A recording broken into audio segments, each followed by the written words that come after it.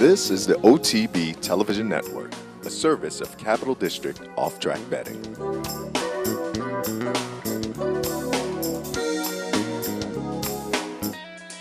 It's Golden Sense in full flight for the wire over Flashback, and Golden Sense have won the Santa Anita Derby. Orb have won the Kentucky Derby. First of the game. Will take charges surging, and it's a photo finish. It's too close to call. And Animal Kingdom wins the Dubai World Cup. Macho Man! Broadcasting live from the Capital OTB studios, this is Racing Across America with Seth Merrow.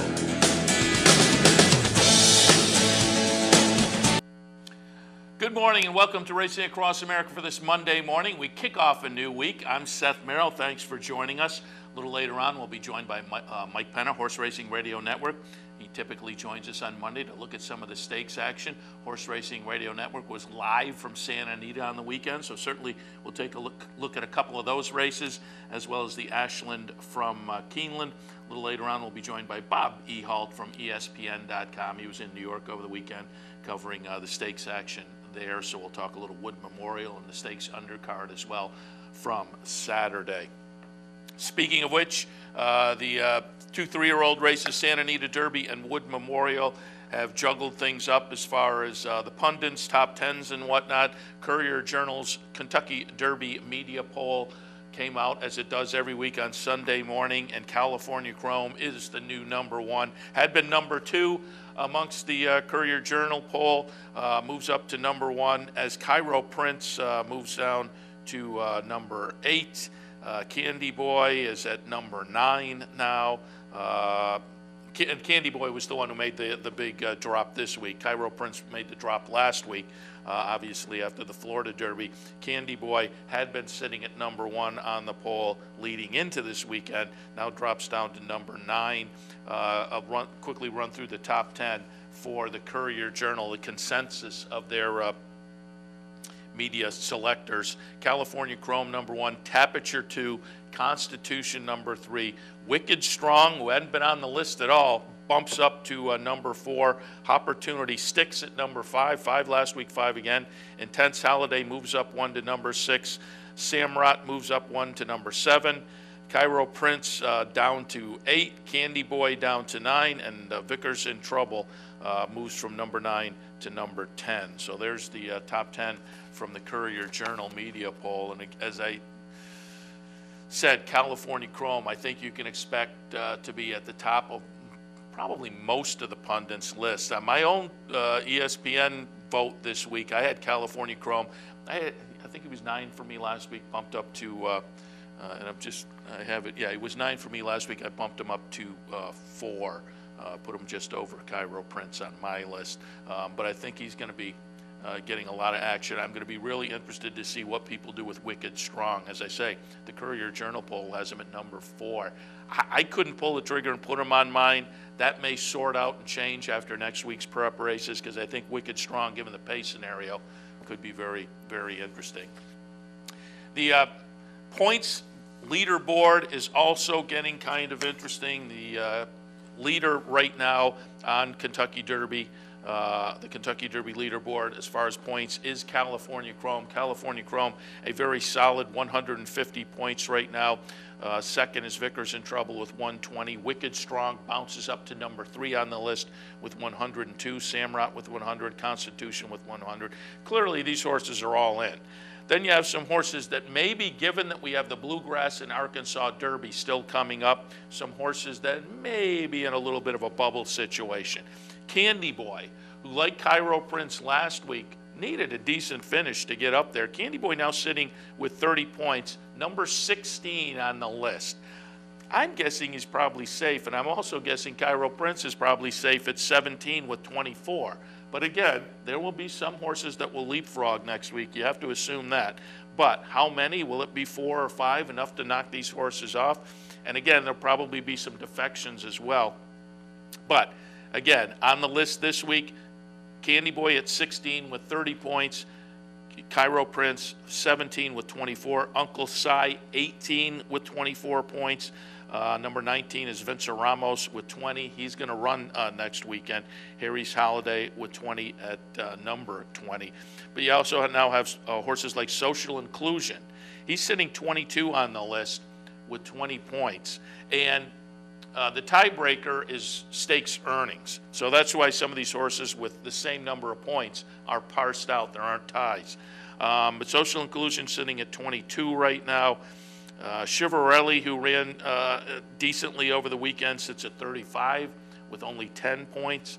So it's kind of interesting. There are some horses that are in the top 20, like Candy Boy and Cairo Prince, who are maybe bubble. I think they're okay, though. Why do I think they're okay? I pulled up the leaderboard from this time last year. The leaderboard right after the Santa Anita Derby and Wood Memorial had been run. Last week I was saying Golden Soul was the last horse to make it into the starting gate last year, the Kentucky Derby starting gate, with 14 points. And I was mistaken. The last horse to make it in last year was Giant Finish, who only had 10 points and wound up running, I think 9th or 10th in the Derby last year. But Giant Finish got in with only 10 points. And at this time last year, Giant Finish was number 32 on the list. And some horses subsequently leapfrogged that. Palace Malice at this time last year was number 33. Frack Daddy was number 43, but Palace Malice finished second in the Bluegrass, so bumped up and got enough points. Frack Daddy finished second in the Arkansas Derby, easily bumped up and got some points. You also had Charming Kitten, who ran third in the Bluegrass and bumped over Giant Finish. So you had, 3 horses who subsequently leapfrogged Giant Finish. He'd been at 32. He still got into the field. So there will be some defections. You can certainly count on that. We'll see how it shakes out this year as compared to last year. But I just found that kind of interesting. At this point in the season last year, the horse that was eventually the last horse to make it in the starting gate on the points leaderboard was number 32 with only 10 points, which again makes it look good for Candy Boy at 16, Cairo Prince at number 17.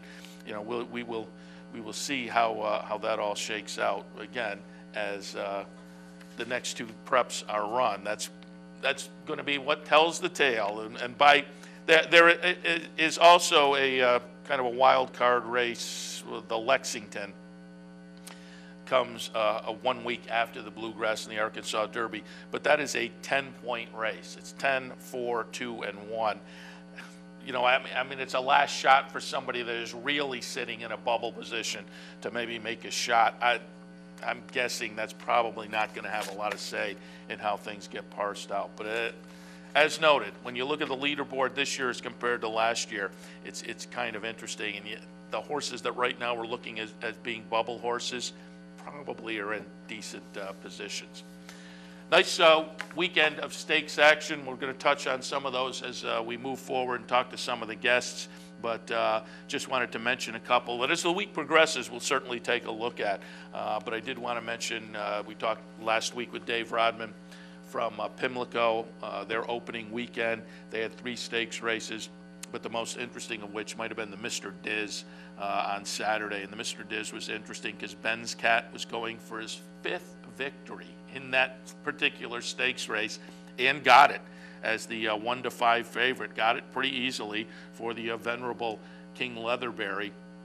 So Ben's Cat now a 5-time winner of the Mr. Diz. You know, just to be in a stakes race itself 5 years would be pretty amazing, but to win 5 times. And again, I mentioned it the other day, there was a horse called Leaping Frog a few years ago who won a little stakes race out at Fonner Park in Nebraska maybe 7 times. There was an incredible streak for that horse as well. But to do it 5 times is very unique and puts Ben's Cat in some rarefied air. So starts the season off nicely. We'll have to keep our eyes on Ben's Cat going forward. And again, we'll watch that race later in the week. We'll pull it up when we have Dave Rodman on Thursday. We'll probably watch this race on Wednesday when we get Jeremy Plonk on board, the Calder Derby on Saturday, ungraded, but $250,000. And that one was notable because Ring Weekend was using that as the final Kentucky Derby prep. Ring Weekend for West Point Thoroughbreds, winning the Tampa Derby, has enough points in his back pocket to get in So going in the ungraded, unpoints Derby race made sense, particularly when there was $250,000 out there. But Ring Weekend gets upset.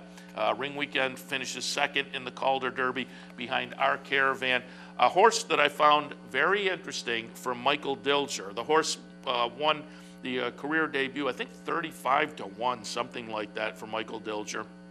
I kind of liked the horse that day just because Dilger is a trainer who I found kind of interesting going back to Saratoga from last year. So Our Caravan got off to the good start and then had thrown in a dud last time, but made the comeback on Saturday at Calder. Subsequent quotes coming out of the Calder Derby. Dilger said he thought it was a great performance by our horse. Obviously, the blinkers helped a lot, and they're now looking at potentially a Peter Pan start for Our Caravan, the winner of the Calder Derby. On the other hand, the West Point folks, Graham Motion, said a little bit of a head scratcher with Ring Weekend finishing second. Alan Garcia told Graham Motion never handled the track at all. The Calder surface was deeper than when he worked. There was a little bit of an incident in mid-stretch. Graham Motion wasn't really using that as anything of an excuse, but he went on to say Alan Garcia said to throw it out. We'll have to talk about it now as far as moving on to the Kentucky Derby. So, I would say they've got the points. It was a second place finish. I mean, well beaten. Our Caravan kind of ran away. On the other hand, Ring Weekend was well ahead of third place finisher Claiborne. Claiborne was making a first start as a 3-year-old after winning the Iroquois last year at Churchill Downs. So I think Claiborne is a decent horse. So I don't think it was a terrible performance for Ring Weekend. And I would have to think with the points, this horse will probably move forward to the Kentucky Derby. But again, we'll watch that race and talk a little bit more about it a little bit later in the week. Did want to take a look at one race from the weekend, though, today before we move on to our first break, and that was yesterday's Cat K, the ungraded $100,000 stake feature race at Aqueduct yesterday. Notable because the 4-year-old debut of Princess Asilmar. Princess Asilmar hadn't been seen since the 6th place finish in the Breeders' Cup Distaff, but before that had ripped off the Beldame, the Alabama, the Coaching Club American Oaks, and the Kentucky Oaks last year. And here you see number 3, Princess Asilmar, as she turns it on in the stretch and runs away from second place finisher Wedding Toast. Wedding Toast herself, a pretty nice horse out of the Godolphin outfit for Kieran McLaughlin. She had been seen last in November's Comley at Aqueduct. Prior to that, won a little ungraded stake.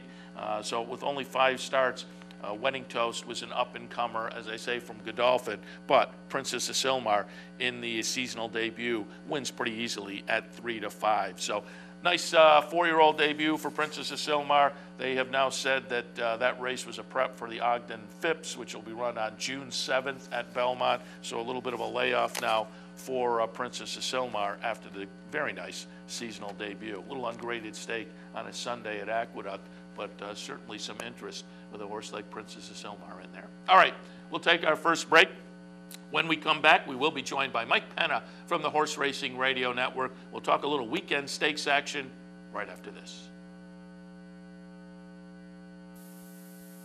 Missed one of our TV shows? No worries. Now you can catch all your favorite programs online. Simply log on to CapitalOTB.com and click on the YouTube link at the bottom of the homepage. And look for our new podcast coming soon. CapitalOTB.com. Log on today. The Capital OTB Handicapping Challenge Series is back. That's right. The 2014 Capital OTB Handicapping Challenge Series is back, and it's your chance to win thousands in cash and prizes, and a seat at the 2015 Handicapping Championship in Las Vegas.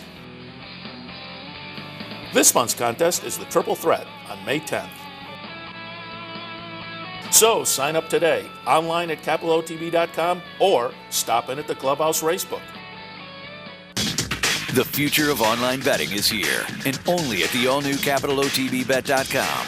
with a newly designed and engineered internet wagering platform, enhanced video streaming, additional funding options, and 3 new individual wagering opportunities. CapitalOTBBet.com delivers a state-of-the-art wagering experience found nowhere else in horse racing. Combine that with our all-new mobile website. You have 2 of the most powerful, innovative, and advanced wagering platforms available today. CapitalOTBBet.com. Log on today. It's called the fastest 2 minutes in sports, and the tradition continues Saturday, May 3rd with the 140th running of the Kentucky Derby. If you can't make it to the Clubhouse Racebook in Albany, you can still be a part of the action by visiting one of our many Easy Bet or branch locations conveniently located throughout upstate New York. For a complete list of our Easy Bet and branch locations, log on to CapitalOTB.com. Capital OTB and CapitalOTBBet.com. The most convenient ways to wager on all the Triple Crown races. I'm Anthony Mormino. Join me weekdays at 9 for the Handicappers Report. We'll handicap the top tracks across the country and help you prepare for the day in racing. That's the Handicappers Report, weekdays at 9, only on the OTB TV network. Welcome back to Racing Across America on this Monday morning. Happy to be joined now by Mike Penner, the Horse Racing Radio Network. Good morning, Mike. Hey, Seth. Good morning. Happy to have you on board. And as always, I'd like to give people a reminder of what they might want to find if they go over to the Horse Racing Radio Network website. Check out the archive for last week. I listened to the interview. You had Chantel Sutherland and Kyla Straw on board. What else might folks find? Yeah, they were a lot of fun talking with both of those ladies. Of course, they've had some pretty nice success in the game, and to hear their stories was really fun. You can go there and you can listen to our Trainer Talk show from last week, which is now available on podcast on the website and on iTunes. Steve Margolis, Brendan Walsh were both nice enough to spend some time talking about their careers and their life in the business, so that was a lot of fun. And then you mentioned the interview with Chantel and Kayla. Several interviews up there on the webpage, including Rick Violet Jr., who talked with me about Samrot before the Wood Memorial, and Alan Sherman, the son of Art Sherman, who, of course, trains Santa Anita Derby winner California Chrome. That interview is available on the site, too. Nice. And Horse Racing Radio Network, you were live from Santa Anita on the weekend, correct? Yeah, live from Santa Anita. It's a trip that we've made now the last few years, and it's always fun to get out there. Of course, no better place for racing than Santa Anita with that backdrop of the San Gabriels. And, yeah, it was a fun trip, and what a performance from California Chrome. This horse he was serious on Saturday, and I think he's going to be serious moving forward less than 4 weeks from today. Yeah, we'll take a look at that in a second. Just give me a little overview, though, first of, we've talked John White yesterday, so I got a little bit of an idea, but the NBC broadcast, they were showing the apron. Looks like it was a pretty nice crowd, and it was reported to be 35,000. What was the atmosphere like? Yeah, it was great. The temperatures were perfect. They had beautiful, as you would expect, beautiful Southern California weather with temperatures in the low 70s. There was plenty of sunshine, so that helped to draw the crowds out. But what else are you going to do on an early spring afternoon? And yeah, it was a good crowd. There was a buzz throughout the crowd. There was that roar that you hear as the horse would go into the starting gate of the Kentucky Derby every year, and they break from the gate. There's always that big roar at Churchill Downs. And it was the same situation as the horses loaded, and Trevor Denman came on to say that they were at the gate, and then just as they broke out of the gate, the place exploded, and you could hear as they came to the quarter pole, and Trevor started talking about California Chrome and how he was still in front, and everybody was on their feet, and it was just coming to a crescendo as he turned for home, and then to the wire. It was pretty powerful, and I had chills standing just above the grandstand in our broadcast location, watching him pull away and hearing that roar of the crowd. It was a great moment. Yeah, those days are fun. I mean, we get some of that up at Saratoga on some of the big days, and when a real story horse gets onto the track and lives up to the potential, that's a lot of fun when the crowd really gets into it. And this seems like this is a horse that is building to be a nice story, particularly out there in Southern California with Art Sherman and the line drawn back history-wise through swaps with Art Sherman. There's really a nice story here, but there's also a pretty talented horse. Let's take a look at the stretch run. And Mike, I will note, pulling up your ballot on the Courier Journal Derby Media poll, you've got California Chrome on top. It's not going to surprise me if a lot of folks are in the same boat as these polls come out during the rest of the week. I was curious whether there would be a bounce in this race, but I think this horse is just too special. We're watching the stretch run here, and he just pulls away and hides. Opportunity will get up late to nip Candy Boy for the second place finish. But boy, California Chrome, how impressive. Yeah, I know a lot of people moved California Chrome to the top of their list after his San Felipe win in early March. I was kind of a little bit more cautious. I wanted to see it one more time, and the way he did things on Saturday was just, it was so impressive, Seth. They came to the top of the stretch, and he had, of course, at that point been stalking the pace, and he was in front, and Opportunity was making his run. Candy Boy, who had been just off of his flank throughout much of the race, was still there, and you thought, okay, well, maybe there's a chance that he's going to get a test here. But when Victor Espinoza said go, and this horse accelerated, he pulled away from the field so effortlessly, and he was so full of run, and it looked to me, we were right just in front of the finish line with our broadcast position, and it looked to me as if Victor was trying to figure out how he was going to pull the horse up from the 16th pole home, because he had that much horse. And I was told by several of the connections throughout the week that he's a horse that in the mornings is very difficult to pull up because he's just so full of run. You can't get him tired in his works. And he ran just like that on Saturday afternoon. And if he continues with that over the next few weeks, he's going to be a handful in Churchill on the first Saturday in May. Yeah, my only concern is, and I do the ESPN poll, I moved him up from, I had him 9th, moved him up to 4th this week, and I'm just curious about the pace scenario. But the fact of the matter is, he might be the speed of the speed. Yeah, he very well could be. When I visited with Alan, I asked him, if this horse will sit off the pace, and he said, yeah, there's no problem. If they want to give us the lead, we'll take the lead. We're happy to do it. And if they want to go fast early, we feel very confident that he'll sit 3rd or 4th or whatever the case might be, and we're comfortable with that as well. So he feels very confident that this is a horse that does not need the lead, and if that's the case, that makes him extra dangerous when it comes to Churchill Downs. Yeah, he certainly impressed now coming out of this Santa Anita Derby, and as I say, I think the pundits will have him at or near the top of their list going forward, regardless of what happens next week. All right, let's go over and look at the 3-year-old girls side of the equation. A little earlier on the card on Saturday, it was the Santa Anita Oaks. We're going to watch the stretch run there. And I thought it was a pretty impressive performance for Ria Antonia in the second start of her 3-year-old season. Threw in a little bit of a disappointing effort back at the fairgrounds in the Rachel Alexandra, subsequently moves into the Baffert barn. As we pick it up here, kind of for a moment looked like Ria Antonia would go by, but Fashion Plate under Gary Stevens, given the really reasonable early fractions, she just has too much left in the stretch. That said, I think both of these are still underneath Untappable when it comes to the rankings in the 3-year-old filly division. Yeah, I think so too, and I thought Ria Antonia was very beatable in this spot. I haven't been a huge fan of hers, even though she is the juvenile fillies winner by virtue of a disqualification, but I thought she was susceptible to that pace scenario that you just mentioned, Seth, with Fashion Plate looking like she was going to be the controlling speed. It played out that way, and when you let Hall of Famer Gary Stevens get loose on the lead with a filly like this, of this quality, and go through those kind of fractions, she's going to be tough to catch, and it doesn't matter who's running behind her. And that played out in the Santa Anita Oaks. Yeah, and as I say, I think Untappable. California Chrome may be at the top of folks' lists, but I don't think he's as clear-cut as Untappable is in the 3-year-old filly division. So we'll see how that all shakes out as we approach Kentucky in the first weekend in May. Let's shift our attention now to Kentucky, however. Going back to your base of operations. Unfortunately, you weren't there this weekend for opening weekend at Keeneland, but still pretty nice to be out in Santa Anita. But let's take a look at the opening weekend stake. It was the Ashland for 3-year-old fillies. And again, you come out of this race, I don't know whether we have any real Kentucky Oaks potential here. I mean, these are horses that for the most part either had synthetic or turf form, and that's the way it will play out as we watch the stretch run and under the wire.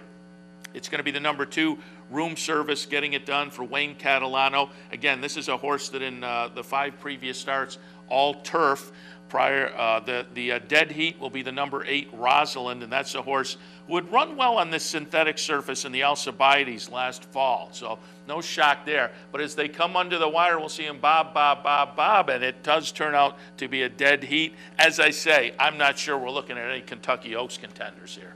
Yeah, and isn't it a shame that with the Polytrack at Keeneland, which of course is no longer going to be in existence after this meet, but isn't it a shame that that's what we've resorted ourselves to talking about now with the Keeneland races? Even the Bluegrass Stakes really hasn't been a major factor in the Kentucky Derby picture anymore.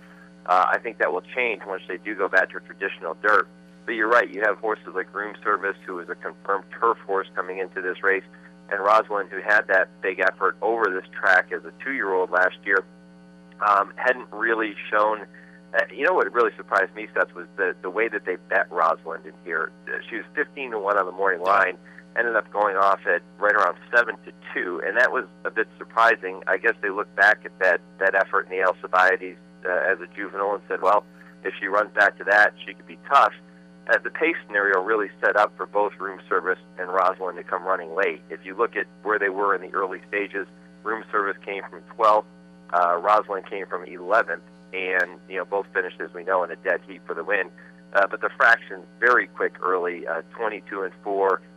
They were blazing right along in the opening quarter. They went 45-4 for the half. So it figured to set up for horses coming from off the pace, and that's exactly what happened in the Ashland.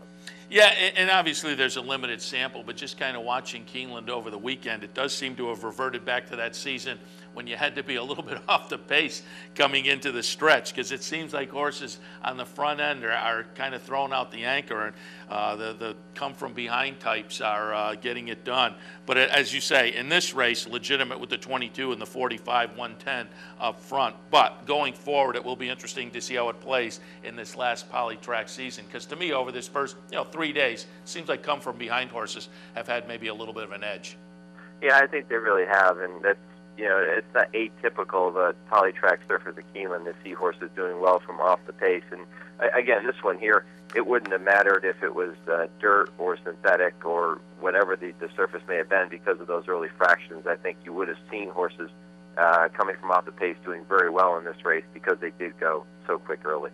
All right, let's shift our attention now because, again, you are a voter on the Courier-Journal Derby Media poll, so I wanted to get your thoughts. We're going to watch with the next guest the Wood Memorial, but we'll get your opinion coming out of that. And I note on your poll, you have California Chrome number 1, Samrat number 2, the winner of the Wood Memorial. Samrat, of course, finished second in the Wood Memorial. The winner of the Wood Memorial, number 7 on your list, Wicked Strong. So give me your opinion coming out of the Wood, what you thought of that one. Obviously, you're still high on Samrat. Yeah, I'm still very high on Samrat. I thought he ran a really, really nice race. And, when I talked to Rick Violet on Saturday morning on our Equine Forum show, I had asked him about, having enough points. He already had plenty of points to get into the Derby, so I asked him if that took some of the pressure off. And his answer to me was kind of along the lines that, well, yeah, in a way it does because you don't necessarily have to win this race, but they wanted a really strong effort from him. Obviously, they would have loved to have won the Wood Memorial, but it wasn't the main goal. He wants to make sure that he gets enough out of him in the Wood to move forward in the Kentucky Derby and peak on Derby Day. That would be the challenge facing Rick Violet. And so it didn't surprise me that he didn't win. I thought he ran very credibly, and I haven't lost any faith in Samrat at all. And of course, got up there to just photo for second, Social Inclusion. So points-wise, Social Inclusion now sitting with 20 points even, number 22 on the leaderboard. And Mike, I just looked at the leaderboard from the same time last year, and I found this very interesting. As I say, Social Inclusion very much now a bubble horse, being 22 on the list.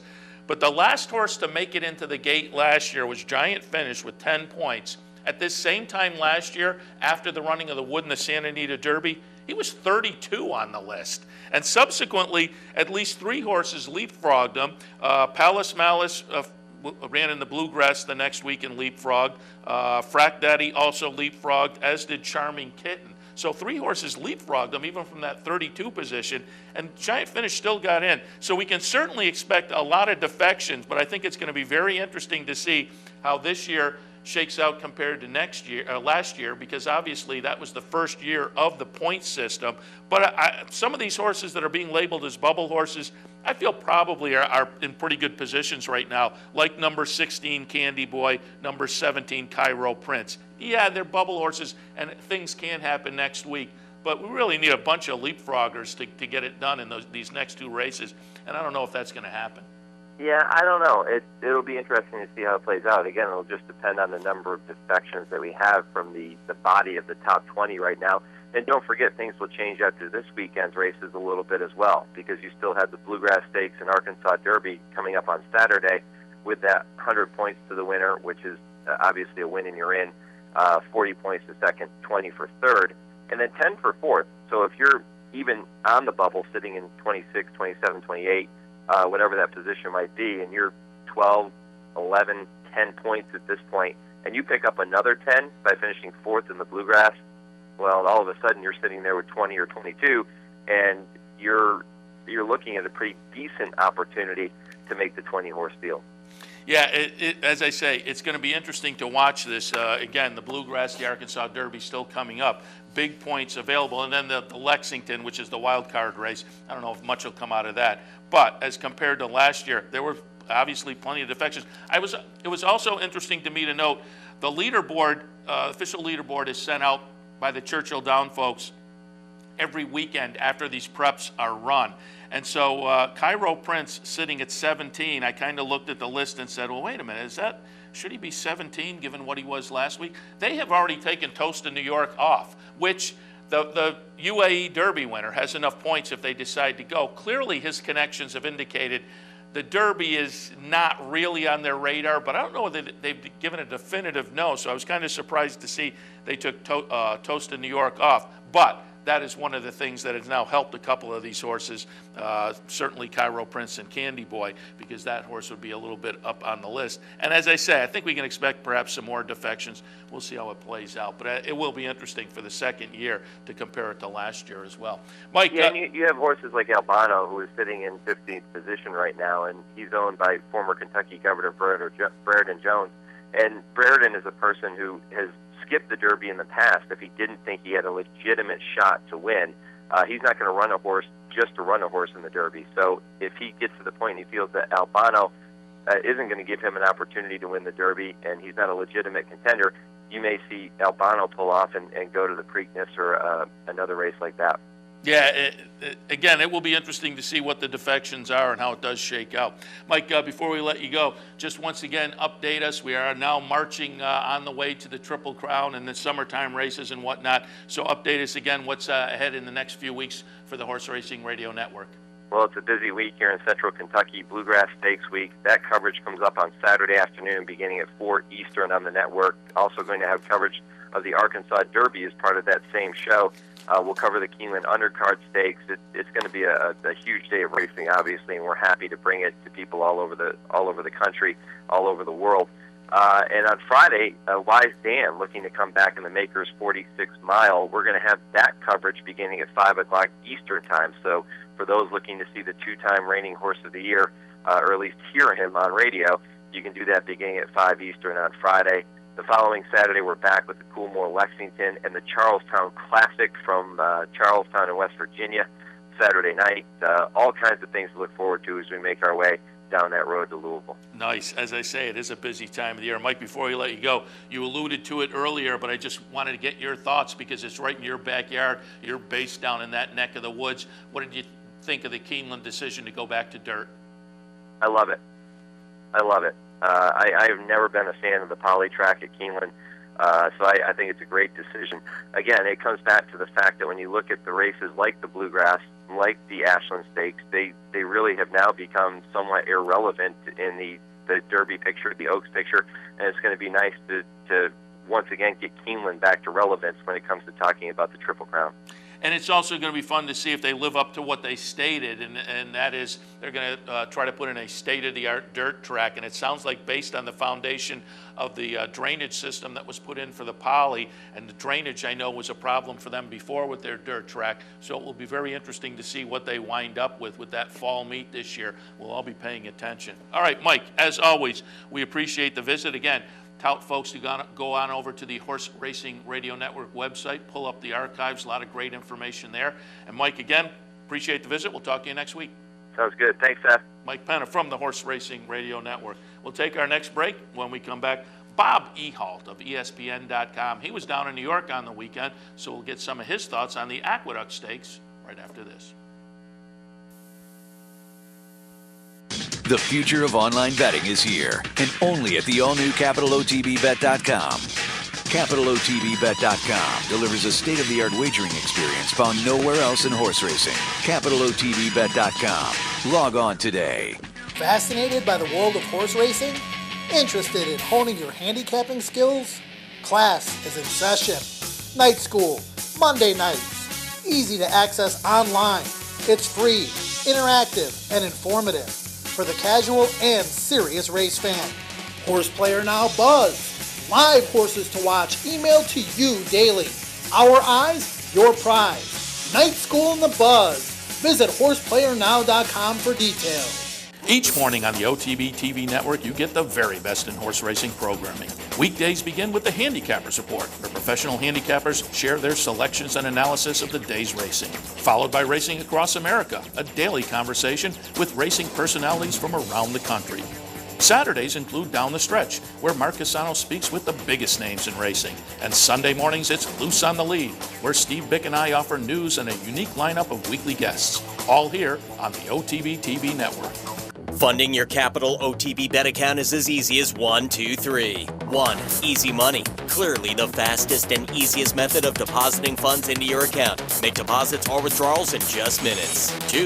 Green Dot Money Pack. Gives you instant access to your funds. Green Dot Money Packs are available at thousands of retailers nationwide. And 3. MasterCard Visa. Simply click on the link from the funding page, enter your account information, and fund your account. CapitalOTBBet.com. Log on today.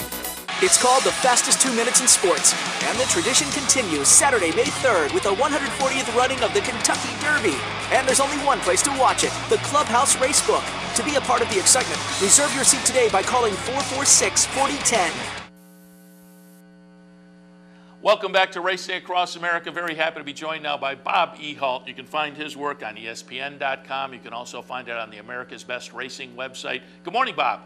Good morning, Seth. Thanks for having me on board. Happy to have you on board because we wanted to certainly go over the action. We just had Mike Penna on. He was with the Horse Racing Radio Network out at Santa Anita on Saturday for the Derby card and undercard stakes. You, however, were in New York for the action at Aqueduct Wood Memorial and their undercard of stakes races, so we certainly wanted to touch on that. First off, just give us a little of the atmosphere. What was it like on Saturday down at Aqueduct?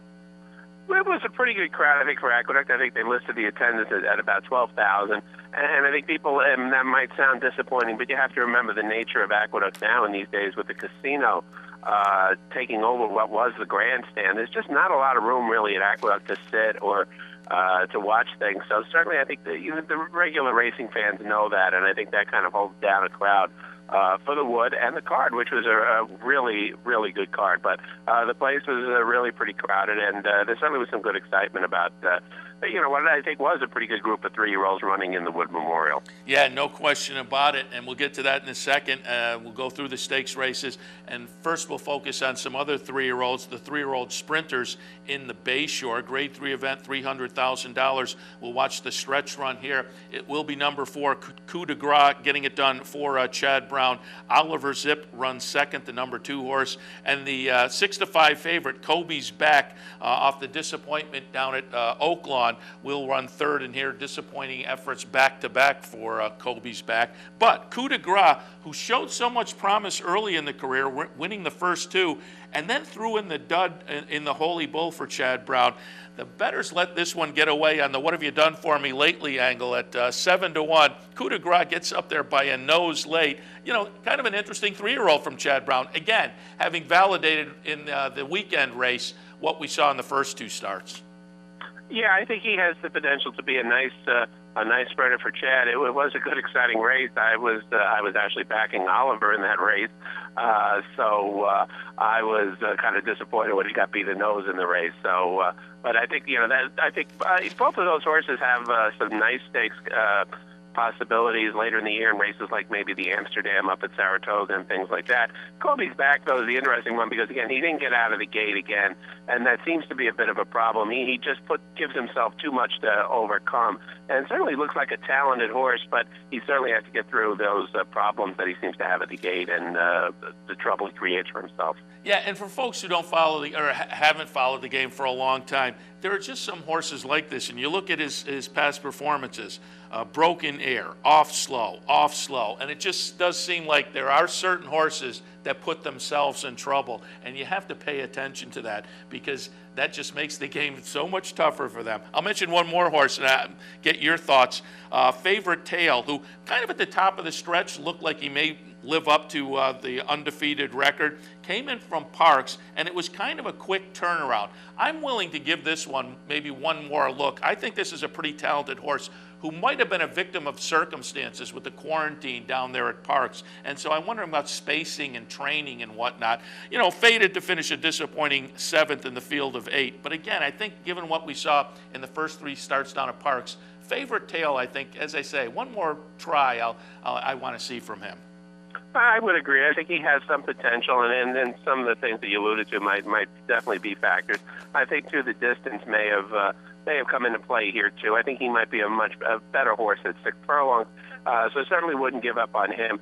And as I say, these aren't the horses that you're going to see in the Triple Crown races, but certainly I think they could be good, useful, and productive stakes runners as the years go on. Yeah, as you say, things, Woody Stevens, Amsterdam, those kind of races, they'll be fun. All right, let's shift our attention now to the Gazelle. Already mentioned it earlier when we were talking about the Santa Anita Oaks. I think at this point, this division is all chasing Untappable, but Todd Pletcher might have a nice little 3-year-old filly here. They're going 1 1/8, and we're going to watch the number 4, excuse me, My Miss Sophia, get it done for the 2nd win in 3 career starts. Career debut down at Gulfstream, an okay 2nd in a 5.5 furlong race, then stretched out to a mile, won off by 11, and then gets it done in the stakes debut on Saturday for Todd Pletcher at 4-5. Got lucky for also for Todd Pletcher. It's a Pletcher exacta. Got lucky runs 2nd. Sweet Reason winds up running 3rd for Leah Giamatti. But My Miss Sophia, again, looks like potentially a pretty nice little 3-year-old filly. Yeah, she definitely looks like she wants to be one of the top players in the division. It was only a grade 2 stakes, but I really don't. I don't know if you go by that as much in terms of the 3-year-olds at this time of year. She really looked good running on the front end, and then in the stretch she had plenty left to hold everybody off. And as you mentioned, Untappable certainly looks like she's a division leader. But after that, I certainly think she looked as good as the horses we saw later in the day at the Santa Anita and the Santa Anita Oaks. So I think she's definitely going to be a top horse in the Kentucky Oaks, and certainly we'll see if maybe we get another rivalry going, maybe with her and Untappable, just like we had with Beholder and Princess of Silmar last year. Yeah, and now it looks like that one may be shaping up again in the Ogden Phipps on June 7th. After the comeback yesterday, Princess of Silmar, they said that's where they're pointing. Beholder may also wind up in there, maybe one of the better races on that Belmont Stakes Day card, in fact. All right. Let's shift our attention now to the feature on Saturday. Wood Memorial, Grade 1, $1 million, 1 1/8. And I came out of this still, I was hoping the weekend would add some definition to the 3-year-old scene. For me, this race didn't necessarily do it as compared to what we saw in California, but I find the winner, Wicked Strong, very interesting given the potential pace scenario. We'll watch number 2, Wicked Strong, get it done from off the pace. Number 8, Samrot, will run 2nd, just getting it done under the wire over the number 11, Social Inclusion, who at the top of the stretch looked like Social Inclusion might be the real deal. But again, Wicked Strong makes the late run and gets up there to get it done for Jimmy Jerkins. Your thoughts on the Wood Memorial? Well, I'll tell you, Seth, I kind of had some change of opinion on this. I think right after the race, I was a little bit, disappointed a little bit. The top horses had been beaten and beaten by a decent margin. Then later, as I thought more about it, the final time was pretty good for the race. It was one of the fastest since Bellamy Road, who won that monstrous race. And then the next day, as I started thinking about it, part of the angle of how this horse just did not run well in Florida, and if I take you back in history a little bit, if you go back to 1981, I know that's a while and for a lot of people, but 1981, you had a horse named Pleasant Colony who won the Remsen, didn't run to his potential, excuse me, I'm sorry, in the Florida races, and then he came back to the Wood, beat a pretty good field in the Wood, drew off and beat him, and then he won the Kentucky Derby. So maybe this horse has a little bit of Pleasant Colony in him because Wicked Strong did run a real good, he didn't win the Remsen, but he ran a real good race against quality horses, losing, I think, by less than a length. Maybe he's peaking at the right time, and certainly, as you mentioned, you can't be anything but impressed with California Chrome off what he ran. This could be the horse who has the closing kick. If this was a speed horse, I think I'd be a little down.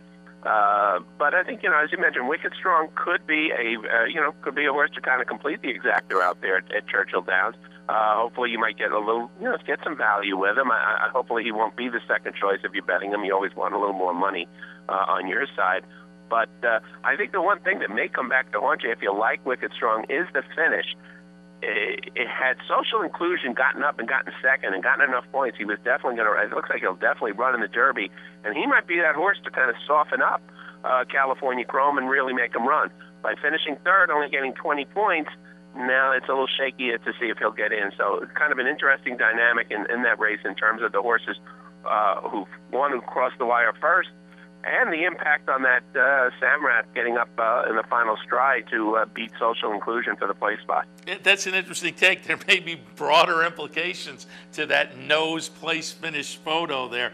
And I also wanted to go back to your ESPN follow-up to the Wood Memorial. You had a good Jimmy Jerkins quote in there. He says, my father, of course his father being the legendary Alan Jerkins, my father always said there are two sets of past performances you can throw out, Saratoga and Florida, and that still holds up. Yeah, and that's what kind of got me thinking about the Pleasant Colony angle, that was the same thing with him. They expected a lot from him, but then, as I say, at Florida he ran okay, but not great, and then when he came back to New York, boy, did he blossom. And maybe that's going to happen again some 34 years later or so. Yeah, very, very interesting. All right, let's shift our attention now to the final stakes race on Saturday's card, the Carter Handicap Grade 1 event, $500,000. They're going 7 furlongs. Obviously, Sahara Sky, off of that nice effort last time in Southern California, was going to be a big contender. The favorite was Clearly Now at 5-2. And I think folks were looking at this race as maybe not having a whole lot of early pace. And so the horse that might go out and get the early lead had the potential to steal it. And that's the way it went with Dad's Caps horse going out 23-46, 109. And holds on late at 122.02 for the 7 furlongs. But Sierra Sky does wind up second in the race, Clearly Now third. Strapping Groom for me was maybe a little bit of a disappointment because I thought he had gotten into some very good form right now. Strapping Groom winds up finishing 5th, but it was a pretty good front-end effort from Dad's Caps. Yeah, I think you have to give him credit for that. And like I say, this is, I think, one of these results that may not have a huge impact on the division going forward. I do think that probably the best horse in the race was Sahara Sky. Not that he should have won the race, but I think by the end of the year, I think you're going to find he'll be a bigger player in the division than the winner. Certainly, this is a good kind of race to get him on his toes, and hopefully he could get back into good form. Maybe come back in the Met, in the Met Mile. Certainly has some pretty good spacing for that type of race, and you give credit to the winner. He took advantage of the conditions and won. But as you go further down, I think probably Sahara Sky is going to be the horse to come out of this race. He'll probably be the bigger factor in the division in the major races. And just to remind people, 2013, Sahara Sky first in the San Carlos, second in the Carter, first in the Met Mile. So we'll see if the pattern works again this year. Bob, let me just get at some overall views. Again, I mentioned a little earlier California Chrome, very impressive out at Santa Anita in the Santa Anita Derby. Last weekend we had the Florida Derby, upcoming the Bluegrass and the Arkansas Derby. As things are shaking out now, what are your views of the 3-year-old scene? Well, you definitely can't help but be impressed with California Chrome. I mean, he's just done everything so easily. He's done it in fast time. Certainly he'd have to be your top Derby horse right now. Maybe you have your questions of whether he has the breeding to go 1.25 miles, and maybe, what's the pace scenario going to be like. There are reasons you may think that he can get beat, but certainly if you have to rank horses right now, it's got to be him on top for sure. He's the one you got to try to beat. The interesting point is going to be the makeup of the field because of the point system. Now, I go back quickly to last year. Last year they were kind of begging for horses at the end, and if you had 3 or 4 points, you probably could get into the race because of there just wasn't a lot of contenders. Now, whether California Chrome's race will chase people out of the Derby and say, no, I don't think I could beat him, remains to be seen. But you have some pretty good contenders, or horses that could at least impact the race, like a Social Inclusion, even Cairo Prince, who's kind of sitting out there. Right now he's kind of on the bubble, so it's a question of whether or not he's going to get in, depending on how many horses do want to go. But he certainly looks like a horse who's capable of rebounding after a poor effort in the Florida Derby. And even Candy Boy, who was third out in California, he's another one kind of sitting on the bubble. Because I think a lot of the others that you may look at, like Constitution, who won the Florida Derby, I'm not sold on him yet. He's got a lot of seasoning to try to make up against, especially a horse like California Chrome, who seems like a quality runner, and other horses have better foundations from running it too.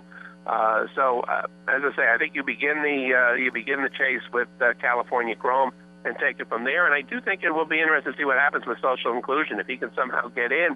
Now you might have an interesting little pace duel that I don't know if Social Inclusion can beat California Chrome. I'm not expecting him to do that, but he certainly might soften him up for somebody in that final eighth of a mile. Yeah, we talked about that earlier. It's going to be fun to see how this points system shakes out in the second year and who gets in and who stays out. And as you know, it could be very important as far as that pace scenario as well. And I think that's a key part of it. And as I say, before, I think there was a little bit of some horsemen might have said, well, you know what, if I got like a couple of these horsemen who have 2 or 3 horses, by running their horses who have more points than Cairo Prince, they were keeping out a horse who probably was the favorite until the Florida Derby. And we've seen horses rebound from a bad race in the Florida Derby and win the Derby. So it may have been a question of keeping out Cairo Prince and some of the others. Now you kind of wonder if people are saying, man, I don't know if I could beat California Chrome. Maybe I'll wait for the Preakness. Yeah, that's interesting. And I'm interested also on your take on Cairo Prince, because I've said kind of the same thing, but it also ties in to going back to the history of Pleasant Colony and looking at that. I think there may be a similar scenario, Cairo Prince with Thunder Gulch. Again, that what have you done for me lately kind of scenario. And Cairo Prince to me is one that I think can maybe move forward off of that Florida Derby. So I find him interesting. Now we just have to, again, hope that the bubble system gets him into the race. Yeah, and that's part of what I was looking at going before this weekend's race, is that, as I say, I think for some trainers, there would be an advantage to keeping out of Cairo Prince. Because, you were afraid this might be the horse that's going to beat you.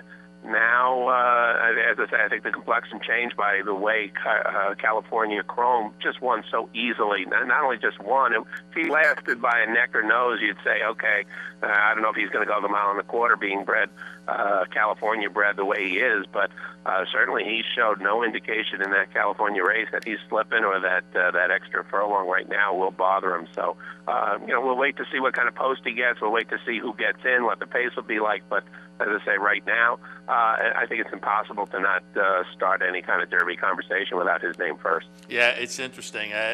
He is certainly going to be on the top of a lot of the pundits' list, no question about it. We'll have to see how it shakes out next weekend with those last 2 major preps and whether we get a little more definition, but it's shaping up to be a very fun Derby system. And Bob, before we let you go, I just did want to note on the America's Best Racing website, you had a nice little handicapping primer kind of an article talking about horses coming up from a layoff. You specifically talked about a horse named Waterway that had been off from April of 2013 until March 2nd of this year, ran 8th in the comeback event, and then less than 3 weeks later comes back and wins at 13-1. You sussed out some things there that may be interesting to tuck in your back pocket for comeback horses. What are some of the angles you look for in that kind of a scenario? Well, I mean, sometimes judging by what a horse does in his comeback race, that you can't really know what a trainer is thinking or doing for sure. You can only go by what you see in the PPs. The horse didn't run well in his comeback race. But what I liked about the horse was that the last race before he went on the layoff was a very good second that in that field was good enough to beat the field he was running in. So you had some hope that this horse has some ability. And then you kind of play a little bit of detective. You do a little bit of, it comes down to guesswork. You think, well, maybe that was just a prep race to get him ready because he didn't show a heck of a lot in it. It may have been a glorified workout. As I mentioned in that story, if the horse was 2-1, I wouldn't have touched him. I said, all right, now I could find better investments at 2-1. But when the horse was 13-1, you kind of look and say, well, if that prep race got something under his belt, I think he's going to be a horse. He definitely had a big factor in the race, and certainly it kind of played out that way because all of a sudden he showed a lot more speed, was on his toes, and won at the 13-1 odds. So, again, a little bit of it is a mix of how a horse, the condition he's in, and also the value. Don't push it. If a horse is odds that you don't like, stay past it. You could find better opportunities because it is a risky game. But if you can get good value like that at 13-1 on that horse, I think it's definitely something that you could include and use it in your wagers. As I say, a fun little article. Folks can find that over on the America's Best Racing website. Bob, folks can also find your recap of the Wood on the ESPN website. As I say, a nice quote from Jimmy Jerkins about his dad, and that strategy paid off this weekend down in the Wood with Wicked Strong. Bob, as always, we appreciate the visit. I'm sure we'll check in before the Derby goes off to get your thoughts getting closer to the Kentucky Derby. But thanks for the visit this morning. No problem, Seth. Great talking with you. Bobby Holt from ESPN.com. A little bit earlier, we had Mike Penna from the Horse Racing Radio Network, all of which brings us to the end of this Monday edition of Racing Across America. Before we go, I do want to alert you to some of the events here at Capital OTB in the month of April. Coming up this Friday, there'll be a $100 knockout challenge on the website. Bluegrass and Arkansas Derby Day this coming Saturday. It's a fan appreciation day at the Cortland branch. A couple of Showviver contests on the website, Saturday the 19th and the 26th. A fan appreciation day on the 18th at Star Plaza, and there'll be a $500 happy hour bankroll down here on the 25th of this month at the Clubhouse Racebook. All right. That brings us to the end of Racing Across America. We're here every Monday through Friday from 10 until 11 a.m. A little bit earlier, Anthony Mormino and I were on the Handicappers Report. We took a look at Turf Paradise and Parks. Hopefully we gave you some good information. So cash some tickets this afternoon. We'll see you again tomorrow morning.